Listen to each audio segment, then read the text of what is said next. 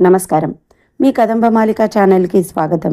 దయచేసి మా ఛానల్ని సబ్స్క్రైబ్ చేసుకుని లైక్ చేసి షేర్ చేయండి. మనం ఈ రోజు నుంచి కొత్త కథ స్టార్ట్ చేసుకుంటున్నాం. దాని పేరు మల్లె మనసులు. ఇక కథలోకి. సిద్ధు అక్కడ హాల్లో గట్టిగా అరుస్తూ సీరియస్గా చెప్తున్నాడు తండ్రితో. నో డాడీ, ఇది న్యాయంగా ఉందా? మీ అమ్మ సుఖం కోసం నా జీవితాన్ని పణంగా పెట్టుకోమంటున్నారు. నో డాడీ, దేనికైనా నేను నీ మాట ఎప్పుడు కాదనలేదు. దీనిలో మాత్రం నేను వినను అన్నాడు. అది కాదురా సిద్ధు, చివరి నిమిషంలో ఉన్న వారి కోరిక తీరిస్తే తృప్తిగా చనిపోతారా నాయన. ఒప్పుకోరా, నేను నీ లైఫ్ పాడు చేస్తానా చెప్పు. ఒక్క 6 months తర్వాత నేను ఆ మ్యాటర్ సెటిల్ చేసే బాధ్యత నాది అన్నారు. అయినా ఈ ఆఖరి నిమిషంలో మీ అమ్మగారికి ఇవేం కోరికలండి అంది పక్క నుంచి ఆయన భార్య కామాక్షి. కావుడు, నీకు తెలిసిందే కదా, అన్నీ నేను సెట్ చేస్తాను, నా మీద నమ్మకం లేదా అని అన్నారు ఆయన. నన్ను నమ్మండిరా ప్లీజ్ అన్నారు. సరే డాడీ, నువ్వు ఇంతలా చెప్తున్నావు కాబట్టి నేను చేస్తాను. ఎందుకంటే నాకు నీ మీద నమ్మకం ఉంది, నానమ్మ మీద ప్రేమ కూడా ఉంది. అందుకనే ఈ పని నేను చేయడానికి ఒప్పుకుంటున్నాను. 6 నెలల తర్వాత మీరు ఒప్పుకున్నా ఒప్పుకోకపోయినా నేను ఊరుకోను. నా లైఫ్ నాదే అన్నాడు సిద్ధార్థ. అలాగేదే అన్నారు ఆయన. సరే అన్నారు కామాక్షి, భాస్కర్రావు గారిద్దరు.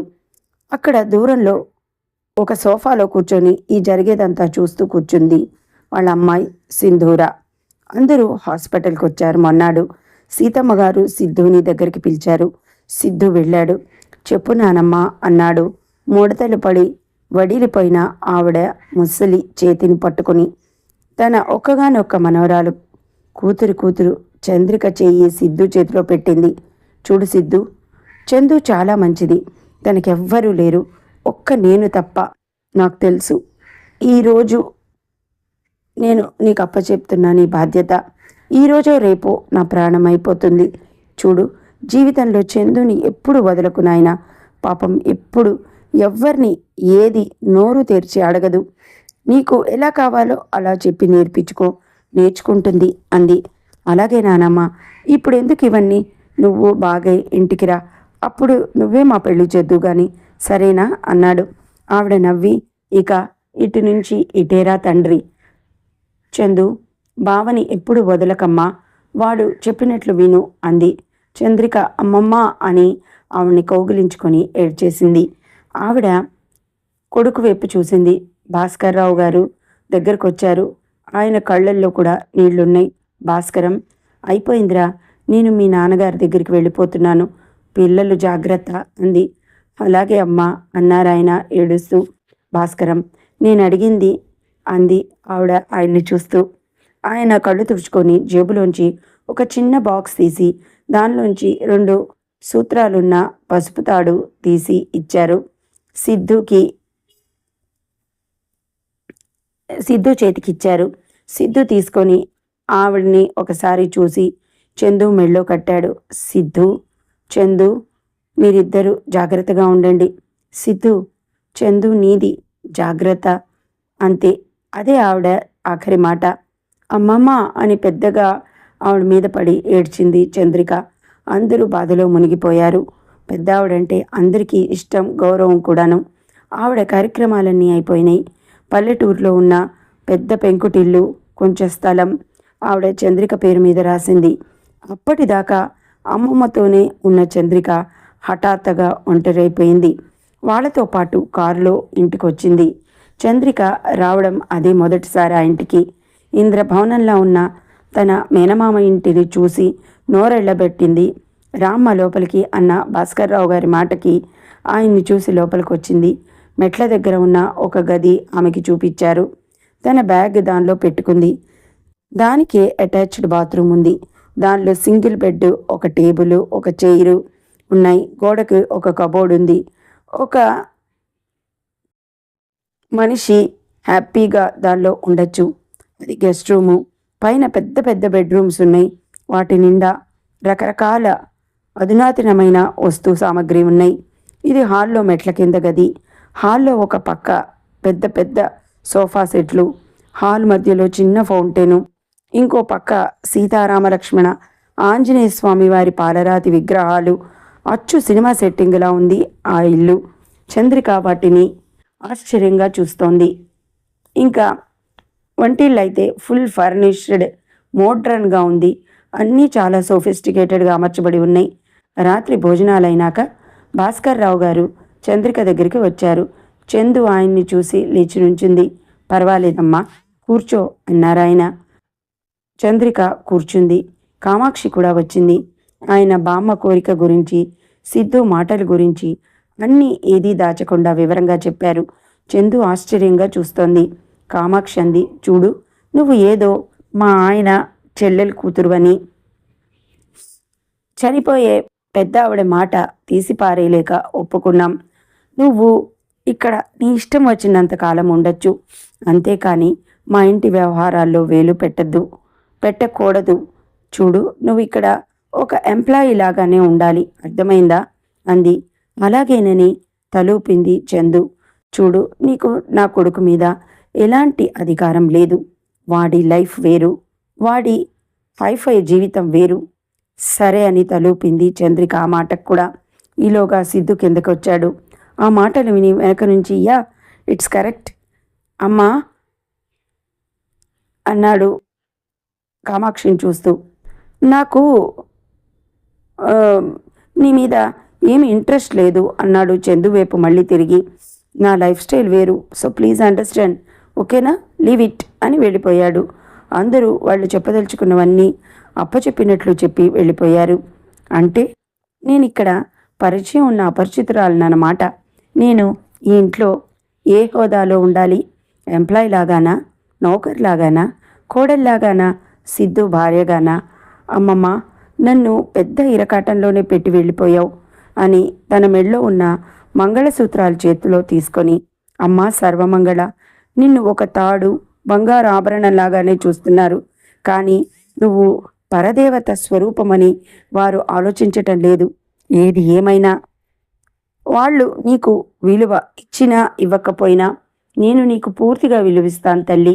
వాళ్ళ తప్పులు కూడా క్షమించి అందరినీ చల్లగా చూడు అని తన మంగళసూత్రాలు కళ్ళకద్దుకొని లోపల వేసుకొని దండం పెట్టుకుంది చంద్రిక.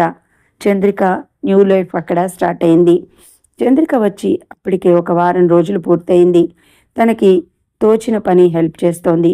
కిచెన్లో పనులు, బాధ్యతలు, ఇంటి క్లీనింగ్ చేయించటాలు, అలాంటి పనులన్నీ చిన్న చిన్నవి అప్పచెప్పింది కామాక్షి. సిద్ధు తనతో మాట్లాడడు. అసలు తనెవరో పరాయిది అన్నట్లు లేదా ఒక పని మనిషి అన్నట్లు ఉంటాడు. చందు ఏమనుకోదు. తన పని ముగించుకొని అక్కడ ఉన్న పుస్తకాల రూమ్లోకి వెళ్ళి పుస్తకాలు చదువుకుంటూ కూర్చుంటుంది.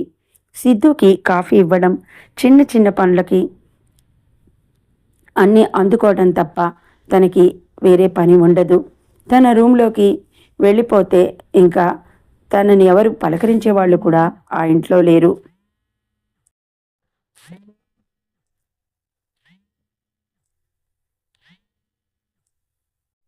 కొంచెం అప్పుడప్పుడు వదినా అంటూ సింధునే పలకరిస్తుంది. తనే ఎప్పుడైనా కాలక్షేపం. రోజు రాముడి దగ్గర శుభ్రం చేసి పూలతో అలంకరించడం చంద్రిక అలవాటు చేసుకుంది. బాగానే చేస్తోంది కదా అని భాస్కర్ రావు గారు, కామాక్షి కూడా ఏమనరు. కానీ సిద్ధు చాలా అందంగా ఉంటాడు, రోజ్ కలర్లో ఉంటాడు.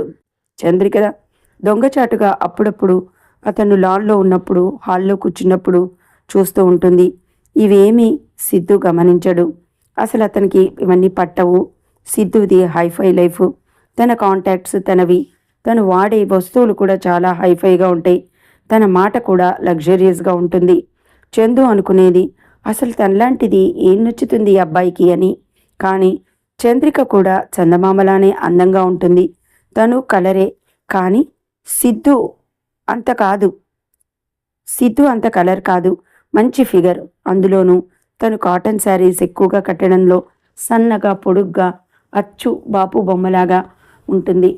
ఇలా సిద్ధు తనని అంతగా చూడకపోవడం, తనని అసలు ఇంట్లో ఎవరు పట్టించుకోకపోవడం, ఇవన్నీ అలవాటైపోయినాయి చంద్రికకి. సిద్ధు చందు లైఫ్ ఇలా సాగుతోంది.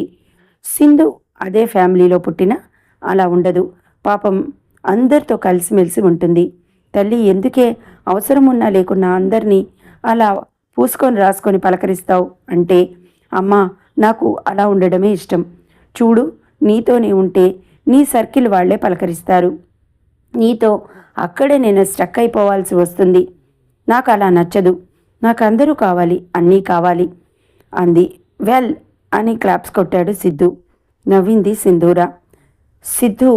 సింధుని చూసి ఇలా చెప్పాడు, చూడు సింధు, ఎక్కడుండే వాళ్ళని అక్కడే ఉంచాలి, లేకపోతే అని ఏదో చెప్పబోయాడు. ఒరే అన్నయ్య, నీ థియరీ వేరు, నాది వేరు, వదిలేరా బాబు, నాకు ఇవన్నీ ఎక్కించకు ప్లీజ్, నువ్వు మీ అమ్మలానే ఉండు అంది. ఓకే అని భుజాలెగరేసి నవ్వుకుంటూ వెళ్ళిపోయాడు సిద్ధు. ఈ లోపల జ్యూస్ తీసుకొచ్చి ఇచ్చింది.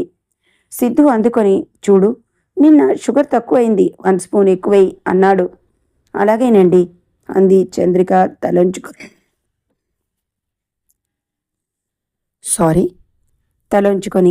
సింధు, ఏం వద్దు వదిన, షుగర్ ఎక్కువ వేస్తే వాడికి షుగర్ పెరుగుతుంది, అందుకని తక్కువే వెయ్యి అంది సింధు చంద్రం చూస్తూ. నేను చెప్పగా తాగలేనే అన్నాడు. చూడు, దాని మాటలు వినకు, నువ్వు వెయ్యి అన్నాడు. అలాగే అంది చంద్రిక. తాగేసి ట్రేలో గ్లాస్ పెడుతూ ఎందుకో చంద్రిక మొహం చూశాడు సిద్ధార్థ. తను మాట్లాడకుండా గ్లాస్ తీసుకొని వెళ్ళిపోయింది పక్కకి. సిద్ధు మనసులో ఏమనుకున్నాడో సిద్ధుకే తెలియాలి. సింధు ఇదంతా చూసి నవ్వుకుంది. ఈ లోపల ఫోన్ రింగ్ అయింది. కామాక్షి ఎత్తింది. ఆంటీ, నేను అర్చనని అంది అవతల అమ్మాయి. అర్చు నువ్వా, ఇలా ఉన్నావురా, ఏంటి విశేషాలు అంది ఆవిడ చాటంత మొహం చేసుకొని. ఆంటీ, సడన్ సర్ప్రైజ్, నేను ఇప్పుడు ఫ్లైట్ ఎక్కబోతున్నాను, రేపు మన ఇంట్లో ఉంటాను అంది. ఓకే, వెల్కమ్ వెల్కమ్ అంది ఆవిడ ఆనందంతో. ఇదిగో సిద్ధు ఇక్కడే ఉన్నాడు, ఇస్తున్నా మాట్లాడు అంది ఆవిడ. సిద్ధు ఫోన్ తీసుకొని, hi Archana, how are you అన్నాడు. ఫైన్, ఎన్ని రోజులైందే వెళ్ళి, థ్యాంక్స్ ఇప్పటికన్నా మా మీద దయ కలిగినందుకు అన్నాడు.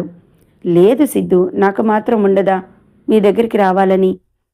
సరే ఓకే, అనౌన్స్మెంట్ ఇచ్చేశారు, నేను మళ్ళీ వచ్చాక మాట్లాడతాను, బాయ్ అని పెట్టేసింది.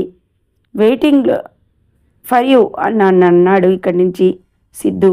ఆ మాట అమ్మాయికి వినిపించిందో లేదో కూడా తెలియలేదు. సింధు సీరియస్గా చూస్తోంది. చంద్రిక ఆశ్చర్యంగా చూస్తోంది. ఫోన్ పెట్టేశాక కామాక్షి అంది, చంద్రిక అని పిలిచింది. చెప్పండి ఆంటీ అని వచ్చింది. చూడు, వచ్చేది మా అన్నయ్య గారి అమ్మాయి, యూరోప్ నుంచి వస్తోంది. తను చాలా డీసెంట్ అండ్ మోడర్న్. తను వచ్చిన దగ్గర నుంచి వెళ్ళే వరకు అన్నీ జాగ్రత్తగా చూసుకోవాలి. నా మేనల్లుడు రంజన్ కూడా వస్తున్నాడు. వాళ్ళు రాక వస్తున్నారు. వాళ్ళ ఆతిథ్యంలో ఏ లోపం జరిగినా నేను ఊరుకోను అంది. అలాగే ఆంటీ అంది చంద్రిక. సింధు, నువ్వు తనకి కంపెనీ ఇవ్వు అంది తల్లి. మీరందరూ చాలరా, మళ్ళీ నేనెందుకు, ముఖ్యంగా నీ కొడుకున్నాడుగా అంది. సిద్ధు, చూడు సింధు, నువ్వు తనతో కిందటిసారి సరిగ్గా మాట్లాడలేదని చాలా ఫీల్ అయింది అర్చన, తెలుసా అన్నాడు. చూడు బ్రదర్, దాన్ని ఇంప్రెస్ చేయడం, దానికోసం నేను నటించడం నాకు రాదు. అయినా అంత స్టైల్ కొట్టే వాళ్ళతో నాకు పడదు. నేను నిన్నే ఊరుకోను, అలాంటిది బయట వాళ్ళని అస్సలు చూడనురా. ప్లీజ్, నేను ఎంతవరకు ఉండాలో అంతవరకే ఉంటాను. నా జోలికి వచ్చి నన్ను ఇబ్బంది పెట్టద్దు అంది. కామాక్షి అంది, నీకు కాబోయే వదినే అది, అలా మాట్లాడతావేంటి, మర్యాద లేకుండా అంది. చంద్రిక ఆ మాటకి ఉలిక్కిపడి చూసింది. ఓహో, ఆ వచ్చే అమ్మాయి సిద్ధికి కాబోయే హైఫై భార్య అన్నమాట అని నవ్వుకుంది తనలో తనే. అమ్మమ్మ, భలే ఇరికించావు కదా నన్ను అని అనుకుంది మనసులో. ఇప్పుడు నేనేం చేయాలి అని తల అటు ఇటు తిప్పి సిద్ధుని చూస్తూ కూర్చుంది. సెల్ చూసుకుంటున్నాడు. సింధు నవ్వింది. ఎందుకు నవ్వుతున్నావు అన్నాడు సిద్ధు. ఏం లేదురా అంది. చెప్పు అన్నాడు సీరియస్గా సింధుని చూసి. ఏం లేదు, ఇక్కడ ఆయన పెళ్ళానికే దిక్కు లేదు, ఇంకో పెళ్ళమా అంది. సిద్ధు ముఖం కందిపోయింది. చంద్రికను చూశాడతను. తలంచుకుంది. సింధు, కొత్త స్నేహాలు చేసి చెడిపోకు అన్నాడు చంద్రికను చూసి. చంద్రిక అక్కడి నుంచి వచ్చేసింది. అదేంటి, తన చెల్లెలన్న మాటకి నేనేమన్నా చెప్పానా ఏంటి, ఈ అలక నా మీదెందుకు అనుకుంది. నవ్వుకుంది. సిద్ధు మిమ్మల్ని మనస్సుతో ప్రేమించి కళ్ళతో ప్రేమగా చూడటం తప్ప దాన్ని ఎక్స్ప్రెస్ చేసే ధైర్యం కూడా నాకు లేదు. ఎందుకు నేనంటే అంత కోపం అనుకుంది బాధతో. కామాక్షి, చాలు చాలు, రేపు వాళ్ళు వచ్చాక కూడా ఇలాగే దెబ్బలాడుకుంటారా మీరు? వాళ్ళ ముందర బాగుండదు. సిద్ధు, దాన్ని వదిలే, నేను చూసుకుంటాలే అన్నీ అంది. సిద్ధు తన రూమ్కి వెళ్ళిపోయాడు సీరియస్గా. ఇదండి ఇప్పటివరకు జరిగింది. ఆ తర్వాత చంద్రిక జీవితంలో, సిద్ధు జీవితంలో ఏం జరగనుంది, వచ్చే అర్చన వీళ్ళందరితో ఎలా ఉండబోతోంది అనేది నెక్స్ట్ ఎపిసోడ్లో తెలుసుకుందాం. అప్పటి వరకు మా ఛానల్ని లైక్ చేయండి, సబ్స్క్రైబ్ చేయండి. తప్పకుండా మీకు నచ్చిన గ్రూప్స్లో ఫార్వర్డ్ చేయండి. Thank you.